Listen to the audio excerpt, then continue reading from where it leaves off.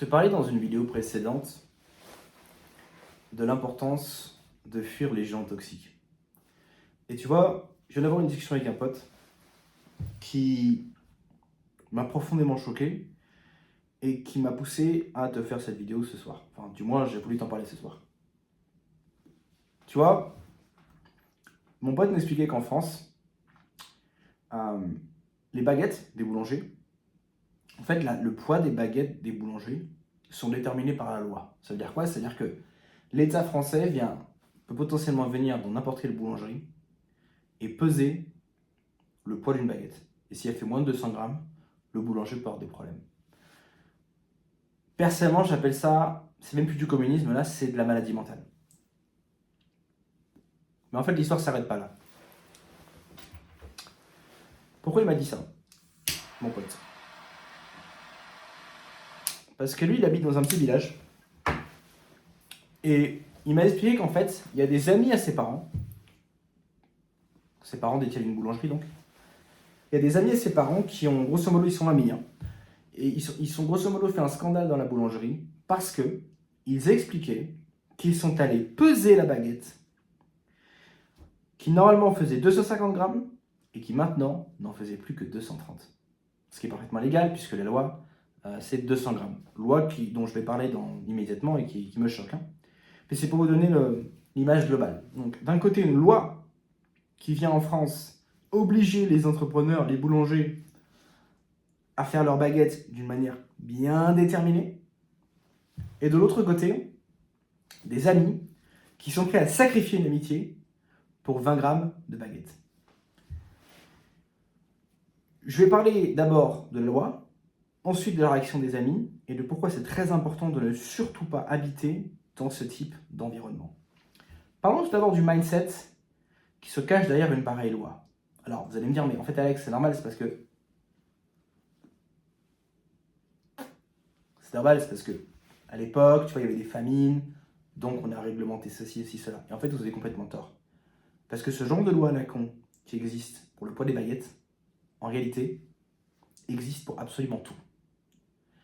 J'ai appris également, pas grâce à cet ami, mais sur un podcast que j'écoutais, que, par exemple, le type d'ampoule qu'un commerce peut utiliser est également réglementé. Et en fait, lorsque vous faites le compte de tout ce qui est réglementé, vous vous rendez compte que absolument 100% de ce que vous faites en tant qu'entrepreneur en France, en particulier si vous êtes dans des secteurs comme ça qui existent depuis longtemps, et où les politiciens ont eu le temps de tout gangréner, eh bien tout ce que vous allez faire est mesuré, fliqué, traqué, taxé, obligé, légiféré, ce que vous voulez.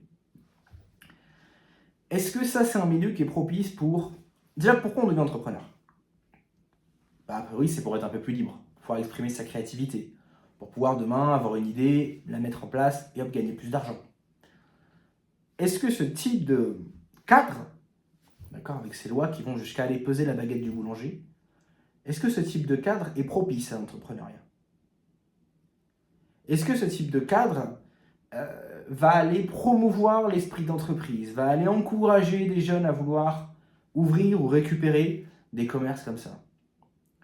Ou est-ce qu'on n'a pas l'impression, si vous voulez, d'avoir affaire à un espèce de vieux pays, qui serait comme un vieux monsieur, et en fait, le vieux monsieur, plus il vieillit, plus il commence à avoir des blocages dans sa tête.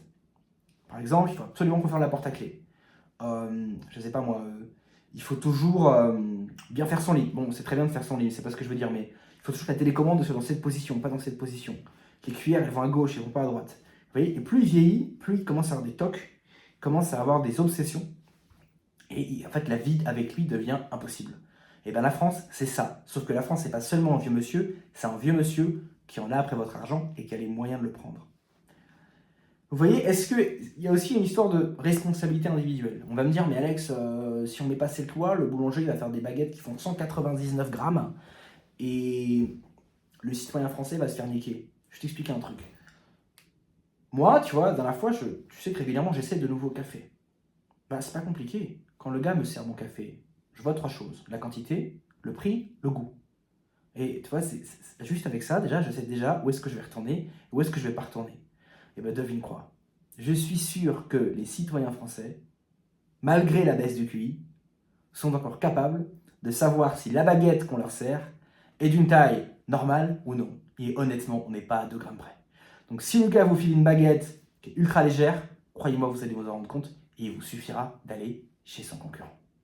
Voilà, c'est ce qu'on appelle prendre ses responsabilités. Mais non, en France, il faut que l'État vienne et puis pour mesurer. Ça, c'est la première chose que je voulais noter. C'est ce cadre, en fait, psychorigide, anti-entreprise, et où vraiment, il y a papa, État-providence, qui vient mesurer jusqu'au gramme de ta baguette, quoi. Parce que tu n'es pas capable toi-même de te rendre compte qu'elle est trop petite et qu'il faut aller ailleurs. Ensuite, il y a le côté...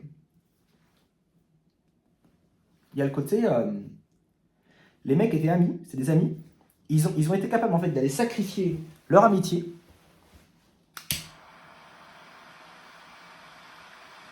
pour 30 grammes de baguette. Je pense que ça montre un mindset. Les gens qui sont venus se plaindre n'étaient pas des pauvres. Tu vois, c'est pas comme si la baguette, en fait, tu as besoin de ta baguette qui fasse exactement 250 grammes parce que chaque gramme va servir à faire nourrir tes 8 enfants et que si on t'enlève 30 grammes, en fait, il y a 2 enfants qui ne mangent pas. C'est pas ça. D'accord ? C'est fini, Germinal. D'accord ? C'est des gens qui sont âgés, ce qu'on appelle des boomers, qui ont les moyens, mais qui en fait n'ont tout simplement que ça à foutre. Parce qu'ils s'ennuient. Donc le gars, il a pris la baguette, puis il s'est dit, putain, Jacqueline, elle n'est pas un peu plus légère que d'habitude, la baguette ? Viens, on va la peser. C'est quand, pour la dernière fois dans ta vie, où tu es allé peser une baguette ? Tu vois, c'est une mentalité qui me dépasse complètement. Mais alors, complètement. Je ne comprends pas ce type de mindset. Le fait de se faire chier dans sa vie, c'est un combo en fait. C'est, je me fais chier à fond, et en même temps, je suis méga radin. Et j'ai envie de faire chier le monde aussi. Ça, c'est encore la troisième, parce que...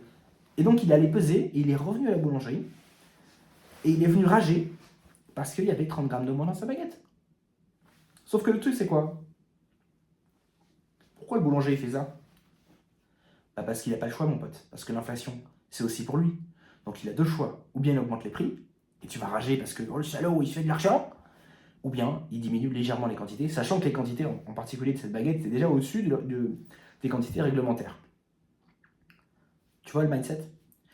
Et quand mon pote m'a raconté ça, je me suis dit, mais attends, mais comment tu veux t'en sortir quand tu vis dans ce type d'ambiance ?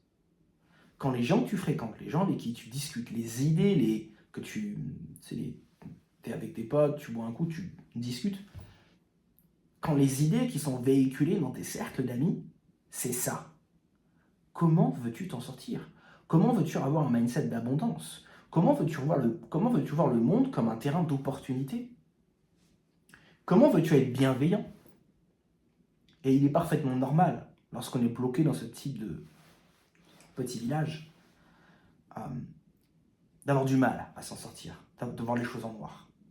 Et c'est pourquoi, comme je te l'expliquais la dernière fois, c'est très important de ne pas évoluer dans des milieux où il y a des gens comme ça.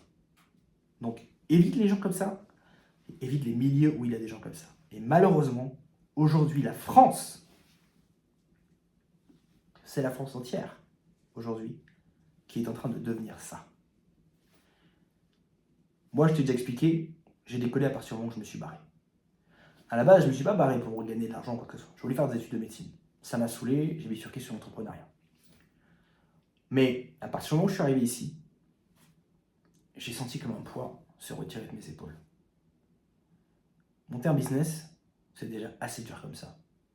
Ça sert à rien d'essayer d'en monter un avec un sac de 30 kilos sur le dos. Voilà, c'était la petite réflexion que je voulais vous partager. Vous avez remarqué que cette vidéo fait suite à la précédente sur la liberté, la légitime défense.